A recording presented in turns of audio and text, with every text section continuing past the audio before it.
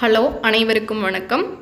Daily concurrent நியூஸில் இன்றைக்கி என்ன பார்க்க போகிறோன்னா most important points for daily நியூஸில் வாங்க பார்க்கலாம். தமிழக துணை முதல்வராக உதயநிதி ஸ்டாலின் பதவியேற்றார். சட்டப்படி இன்றைக்கி தான் பதவியேற்றிருக்காரு. தமிழகத்தோட புதிய துணை முதல்வராக முதல்வர் மு க ஸ்டாலினோட மகன் உதயநிதி ஸ்டாலின் பதவியேற்று கொண்டார். அமைச்சரவை மாற்றம் மற்றும் பல உறுப்பினர்களும் மாற்றப்பட்டனர். இதில் யார் யார் மாற்றிருக்காங்க அப்படின்னு சொல்லி சும்மா பார்க்கலாம் வாங்க. திமுக எம்எல்ஏக்களான ஆர் ராஜேந்திரன், சேலம் வடக்கு கோவிச்செழியன், திருவிடைமருதூர் எஸ்.எம். நாசர், ஆவடி ஆகியோரும் அமைச்சர்களாக பதவியேற்று கொண்டனர். ராஜ்பவனில் நடைபெற்ற எளிய விழாவில் ஆளுநர் ஆர்.என். ரவி பதவி பிரமாணமும் ரகசிய காப்பு பிரமாணமும் செய்து வச்சிருக்காரு. சரிங்களா? அடுத்தது லாரா த இங்கிலாந்து குரோனிக்கல்ஸ். சரிங்களா? லாரா இங்கிலாந்து குரோனிக்கல்ஸ் ஒரு cricket legends journey. Brian Lara cricket வரலாற்றில் ஒரு தனி நபராக நிற்கிறார்.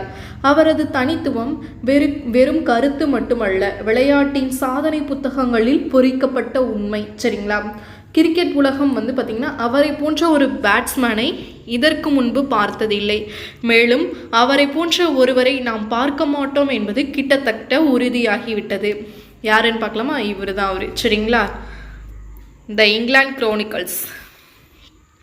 அடுத்த நியூஸ் வாங்க போகலாம். நம்ம மோடியை கொடுத்துருக்காங்களா?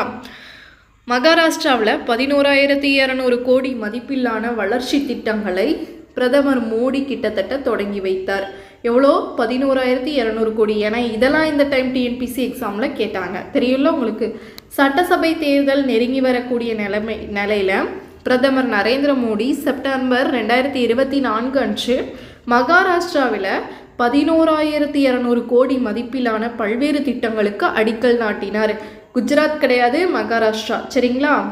செப்டம்பர் 2024 அன்று பூனேவுக்கு அவர் திட்டமிடப்பட்ட விஜயம் நகரத்தில் கனமழை காரணமாக ரத்து செய்யப்பட்ட பின்னர் இந்த நிகழ்வு வருகிறது. சரிங்களா? வாங்க நெக்ஸ்ட் நியூஸ் போகலாம். ஷாங் ஏர் இந்தியாவின் புதிய விமான சேவை தொடங்க உள்ளது. எங்கன்னு பார்க்கலாமா? இந்தியாவோட சமீபத்திய விமான நிறுவனமான ஷாங் ஏர் சிவில் விமான போக்குவரத்து அமைச்சகத்தின் ஒப்புதலை பெற்ற பிறகு 2024 ஆண்டு இறுதியில் அறிமுகமாக உள்ளது. சரிங்களா? ஷாங் ஏர் லக்னோ மற்றும் வரவிருக்கும் நொய்டா சர்வதேச விமான நிலையத்தோட மையங்களை நிறுவி எங்கெங்க லக்னோ மற்றும் நொய்டா, இப்போ வரக்கூடிய நொய்டா சர்வதேச விமான நிலையத்தெல்லாம் நிறுவி மாநிலத்தோட முதல் திட்டமிடப்பட்ட விமான நிறுவனமாக மாறுவதை நோக்கமாக கொண்டிருப்பதால் உத்தரப்பிரதேசத்திற்கு இது ஒரு குறிப்பிடத்தக்க வளர்ச்சியை குறிக்கிறது. சரிங்களா?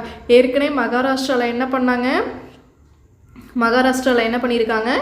11,200 கோடி மதிப்பிலான வளர்ச்சி திட்டங்களை மோடி தொடங்கி வச்சிருக்காரு. இப்போ எங்க சொல்லுங்க பார்ப்போம். இப்போ எங்க? கரெக்ட், உத்தரப்பிரதேசம். சரிங்களா?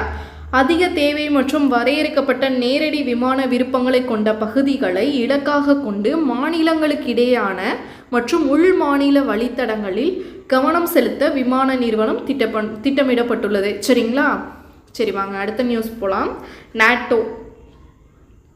நாட்டோ கிழக்கு பின்லாந்தில் வடக்கு நீல கட்டளையை நிறுவ உள்ளது.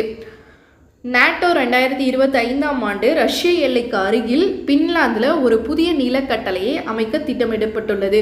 இது சாத்தியமான இராணுவ மோதல்களின் போது வடக்கு ஐரோப்பாவில் தரைப்படை நடவடிக்கைகளை வழிநடத்துகிறது.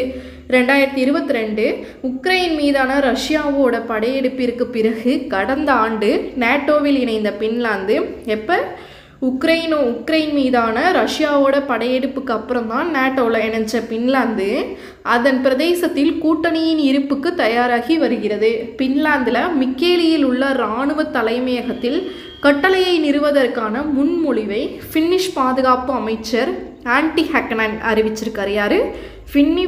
ஃபின்னிஷோட பாதுகாப்பு அமைச்சர் ஆன்டி ஹக்கனன் அறிவிச்சிருக்காரு. சரிங்களா? வாங்க அடுத்த நியூஸ் போகலாம். இந்தியாவின் அந்நிய செலவாணி கையிருப்பு 692 $3 பில்லியன் என்ற சாதனையை எட்டியிருக்கு. சரிங்களா? இந்தியாவோட அந்நிய செலவாணி கையிருப்பு செப்டம்பர் 2004 நிலவரப்படி அதிகபட்சமாக 692.3 பில்லியனை எட்டியது. இந்திய ரிசர்வ் வங்கி செப்டம்பர் 2024 அன்று வெளியிட்ட தரவுகளின்படி வாரத்தில் கையிருப்பு 2.84 பில்லியன் அதிகரிச்சிருக்கு.